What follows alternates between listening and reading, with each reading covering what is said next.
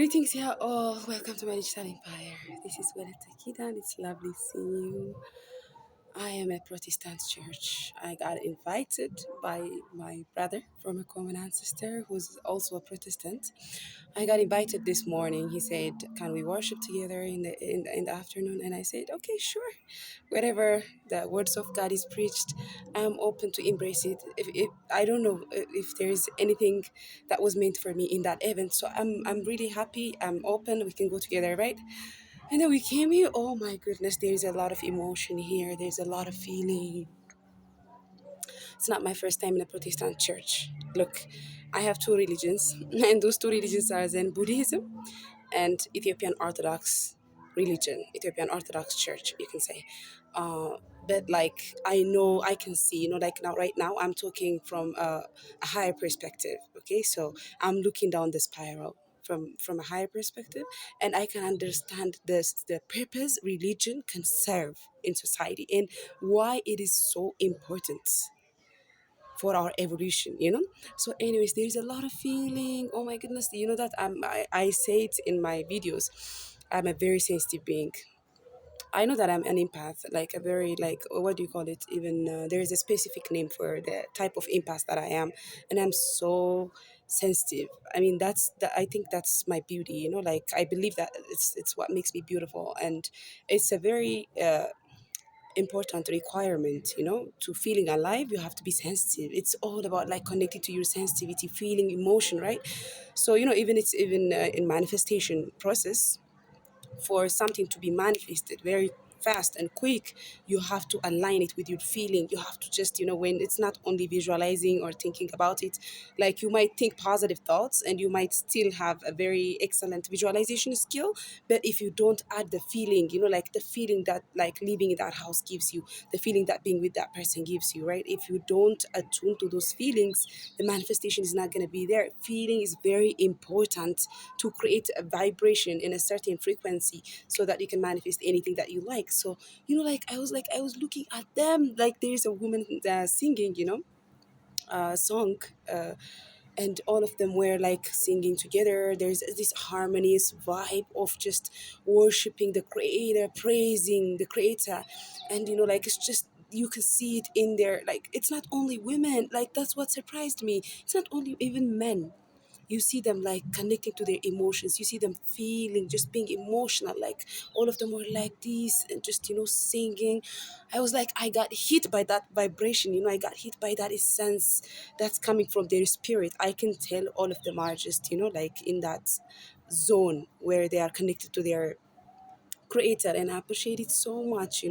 Like it got me to actually conclude Protestants are very much good at feeling emotion, like as human beings. Like they might take it a little bit far.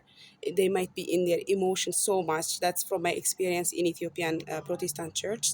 They take their emotions so much, so they are not their logical aspect, their mind, the yin and yang, right? Their mind is not being used so much. So sometimes like they end up manifesting heartbreak or like inconvenience for themselves because they are not using their head all that much.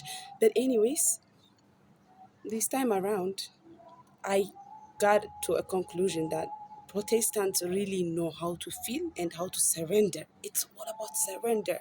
You see, like when a man grew up in a community, in a society where he was told to feel emotion is weakness, and then like coming to a public place like this and just feeling your emotions, crying, and just, like not feeling any shame, not being ashamed of feeling your emotions, like like wearing like a badge, wearing your sensitivity like a badge. That's very inspiring. So like I just want to give you a little uh, insight on what religion is. Religion, what why it was needed. It's just my intuition right now speaking. It's not something that I read on a book or anywhere else. But I always say religion is needed in our evolution to give our spirituality a structure. That's why sometimes you see people like saying, "I believe in a higher force and I'm spiritual. I believe that there is a creator." And that's it. That's what their spirituality is. They don't support it with a religious view or a concrete thought process or anything that's evident. Actually, it's just, like, I believe in a higher power, and like I know that I'm a good person. It can work, but it's not going to give you the highest possible outcome. It's not bring you fulfillment. Like it wouldn't connect you to your creator on a deeper level. That you would not touch the same depth that I touched in my spirituality. So they say, like, they're generally spiritual, or some people I've met that are also atheists, including I myself was atheist. Like in my I would say early 20s, I was atheist for probably 3 years or more, actually, because I grew up surrounded in a church, by a church, right? Like I told you, in a small town that I was born in, the town that was called Gondar.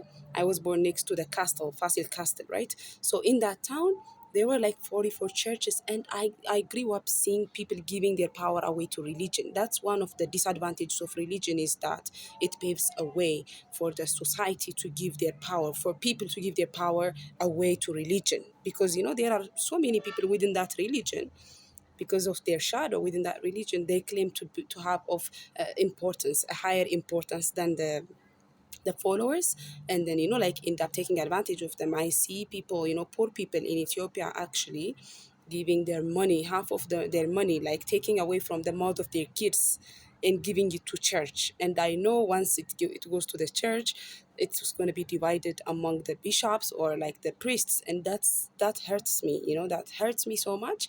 And like I was like, even though I love some aspects of this Ethiopian Orthodox religion, I don't really like, like I started feeling angry at some point. Why are people not knowing how powerful they are? Why are these preachers and pastors, whatever, bishops and priests, why are they taking, like, being a con artist, literally con artist? Like they would come to your house, they would eat everything you have, and they even ask, I heard like some of what do you call it, the priests in our house coming to the house and asking money from my grandma. And my grandma, maybe, like, she has little money that she makes out of her shop or whatever. And then I saw her like sharing that with them, and that's not authentic, that's not right, of course. So that made me to think that no, religion is bullshit, so I don't believe in anything, I'm an atheist. Okay, so I've been there. Like, if you are feeling like it's not you are not yet ready to be spiritual, dare to be atheist. Okay, just say that I'm an atheist. Like, embrace your shadow. Okay, just deny whatever there is to deny, because it's not working for you. It's the right way to do about it. Me seeing all of these highs and lows now gave me this opportunity of actually, like, knowing exactly what spirituality is, and even, like, like being empowered within that spirituality. Like I wear it like a flag everywhere I go. Like, I say that I'm spiritual and I serve people and I'm being served by people. So I was atheist even. And then after my atheism, it wasn't working. I was in a very dark place. I used to listen to rock and roll, and I used to drink and smoke. And I have friends, like atheist friends, like who just was like me, like driven by their thoughts and not by their hearts, or it's just all about logic. So that didn't work out for me. I think it was that event in my life that pushed me a little bit further into wanting to seek. And then, like, I started my seeking journey, right? Like, just I started seeking the wisdom of God, and I became that person who's curious about what spirituality is and wanting to define it my way, which I'm doing right now. So anyways, uh, within each and every religion, there is a disadvantage, is there is an advantage. For example, if you ask me about Islam religion, one thing that I love about Islam religion is, first thing, their Quran. The Quran is it has wisdom. I've been meaning to want to read it for a long time, and I know that I'm sure that I'm going to get to it. I'm going to read Quran, because the instructions, like the it's very practical. It's earthly. It's not somehow, the Bible is also has practical aspects to it, but the Bible might be more spiritual, more on the spiritual side than Quran is, because even though they talk about similar things in a lot of chapters, they share these similarities. Where would Quran go without the Bible? Where would the Bible go without the Quran? Because these things existed in the same time in history, and also we all share that wave universal mind. So it's not that different, but the Quran is more like it's a practical instruction, like it gives you that structure of how to live and stuff, so it's this thing, Quran, I like it. And also, what else do I like? Their culture of supporting each other. In during their fasting season, I see Muslims literally just creating a beautiful harmony, like unifying, like one force. And then, like, like feeding the poor, they feed each other, they support each other, especially in their fasting season. It's mind blowing. I have always wanted to be around them in Ethiopia somehow, that to get that energy. It's not about hating religion, it's not about saying religion is bad or good. There is nothing that's bad or good, right or wrong. Okay, everything has its own place, its own purpose that it's serving in existence. It's all about being open minded, like being open enough to see what these things are offering, and then to personalize it in such a way that it works best for you. So the other thing that I don't like about Islam religion, if you ask me, is their polygamous movement. It's a movement. It's not. I don't think. I mean, some argue that it's written in the Quran. Maybe if you are a Muslim watching this video, you might please update me on that. But like their polygamous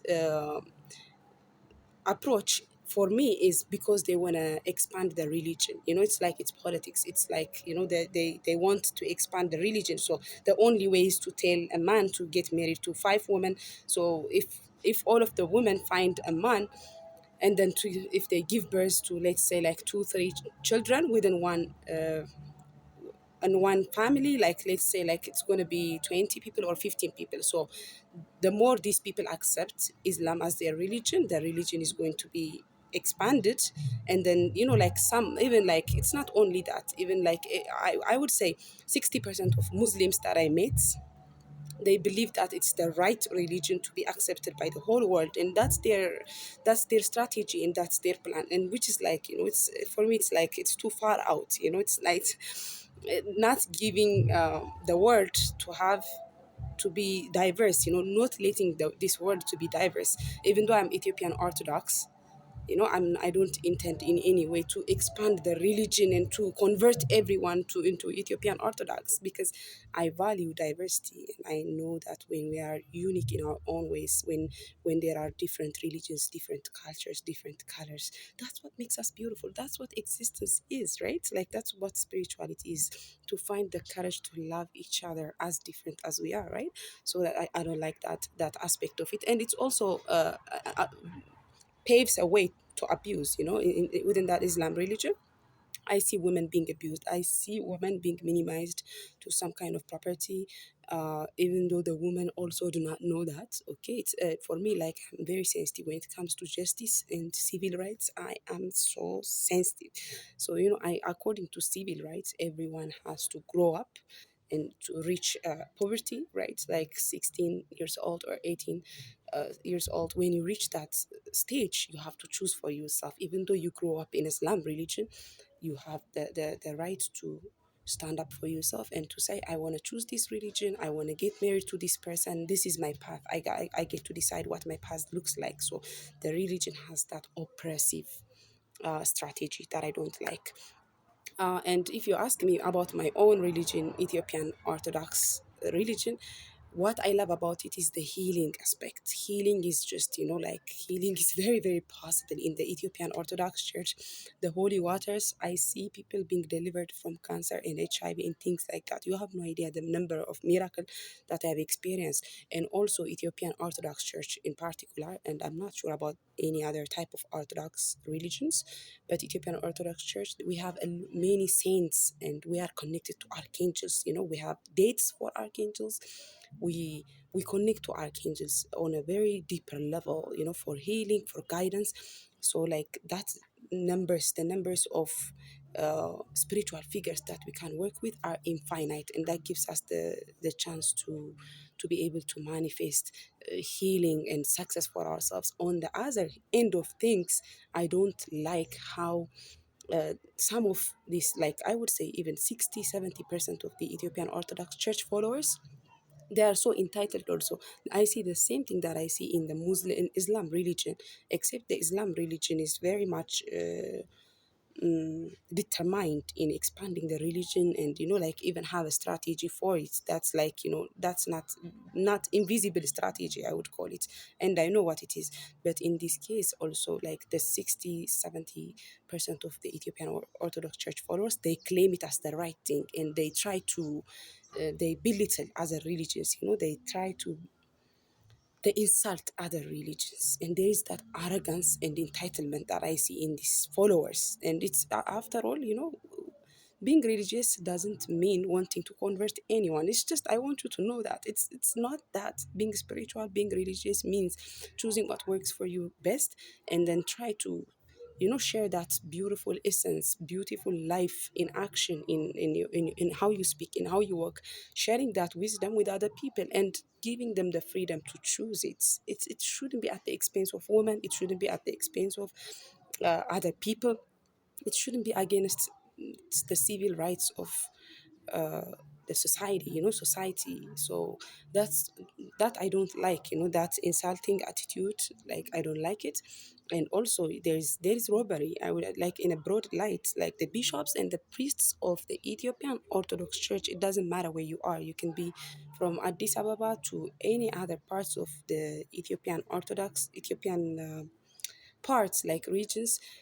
In every Orthodox church, there is this robbery happening in a broad light, literally, like the people just giving their power away to the church, and the priest will come and just, hold the microphone, and he tells them like stories like, if you give 10,000 Ethiopian money to the church, you will have your buildings will be done so fast. You will have three buildings, using their material vanity for their advantage. Okay, like that's what they do. So it's I don't like it.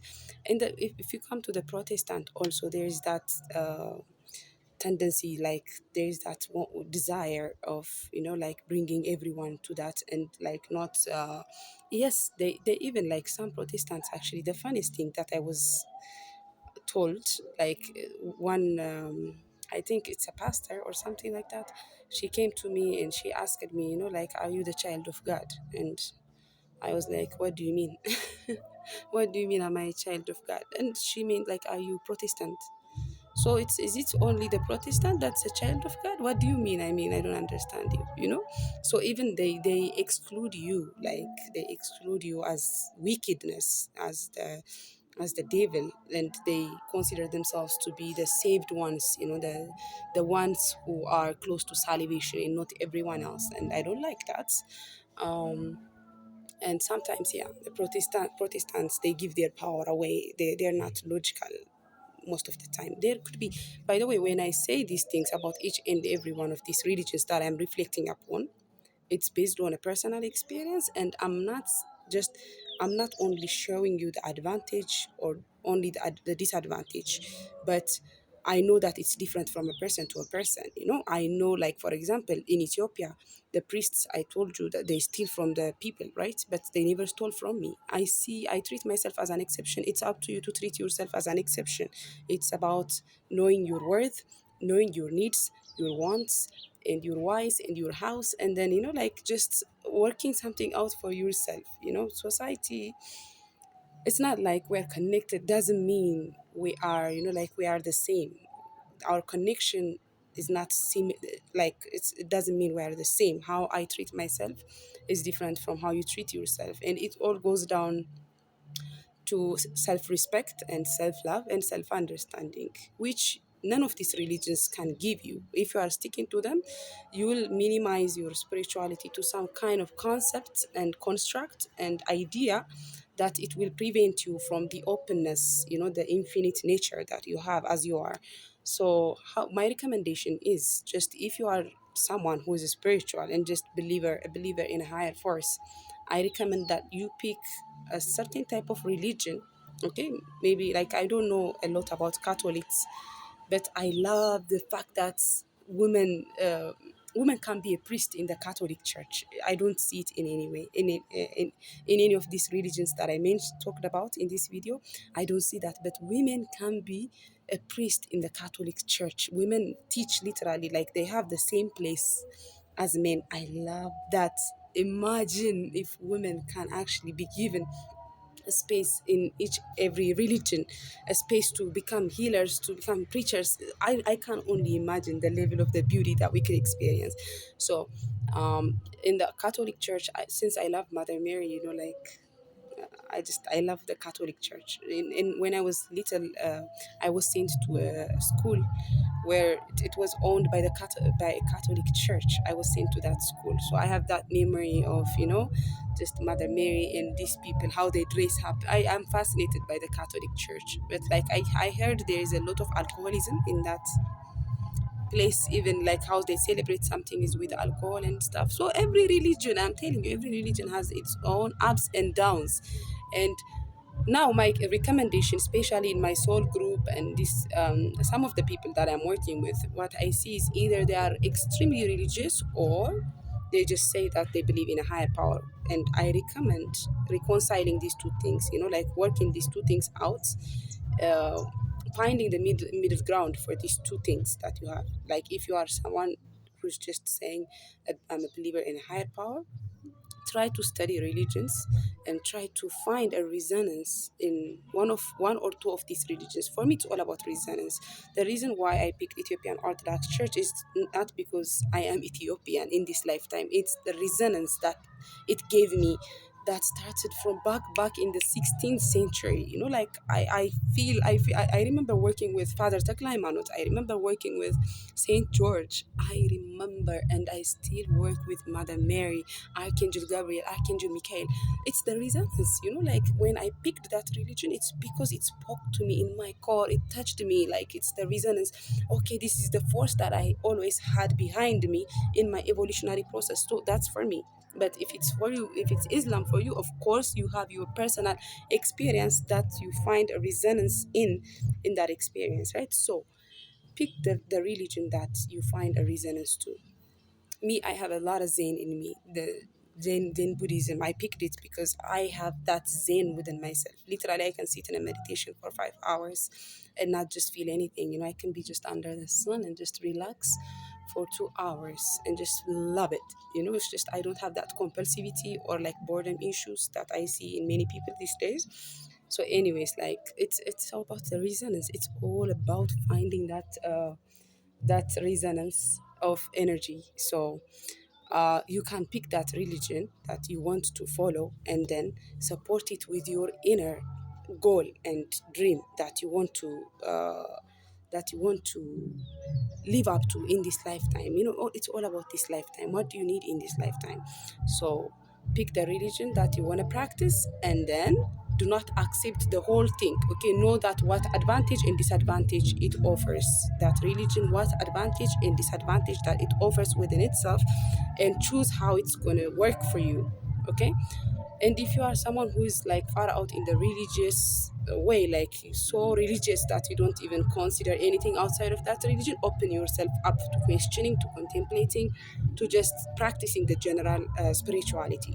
And then you will find the right balance. You see that I found the right balance in picking the right religions and then still opening my mind up to seeing their disadvantage and advantage. So this is what I want to talk about. I think I'm going to go back and worship because my friend looks mad at me. I guess, he wants me to go inside and to be a part of this blessing. So I love you guys. Rastafari. Selassie.